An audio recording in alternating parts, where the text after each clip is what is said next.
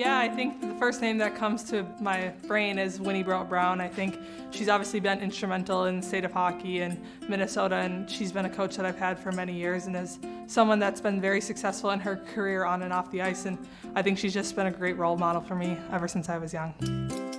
Megan Bozick is one of them, Minnesota girl. Also Lee Seckline, who obviously I've had the pleasure of playing with now. So those are two people that I definitely have looked up to, and yeah, I've been able to play with them in the past too, so that's kind of like a dream come true for me. Honestly, it was Lee. Yeah, absolutely. She's like a great big defender, but then now as I get older and seeing her off the ice and how she takes the younger ones under her wing. How you feeling? You look good. I've always looked up to Lee, and then being on the same team now just makes it that much more special, and then getting to know her a lot more.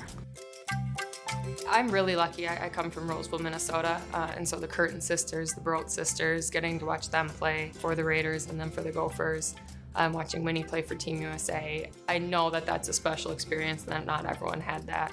And then as I continued playing Gigi Marvin, she is just someone special to watch on the ice, and then getting the opportunity to play with her was awesome.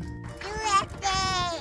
Go Gigi Marvin! I really looked up to Gigi Marvin. I remember as a kid, she came out to a few of my practices. I remember growing up, and then just watching her play for the US team, I always really idolized her, and she's a mentor of mine.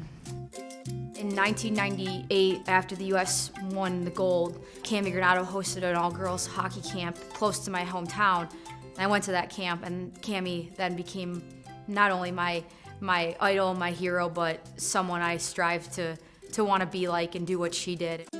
I'd like to thank the committee for not only considering us, but believing in us and accepting us, and understanding that we love the game just as much as the men do. For me, I remember going to the Gopher women's games and watching Chrissy Wendell, watching Natalie Darwitz. Those are the obvious, answers for me. Just watching, their careers. I remember watching the 2006 Olympics. That was kind of like my first memory of watching hockey in the Olympics. I'd come home from school and, tuning into that and then following them in their college careers as well. And they're obviously two of the best to ever play.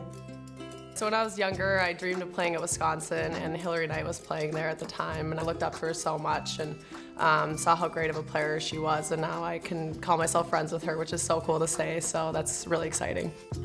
In 2002, when I was growing up in Colorado, the women's national team in preparation for Salt Lake played one game in Denver leading up to it, and that was the first time I'd ever seen a game of all-female athletes. That was huge for me, and just understanding what I could do, so it was Cami Granato, Angela Ruggiero, and that whole crew, and that was the first time I was okay, that's something I can be when I grow up.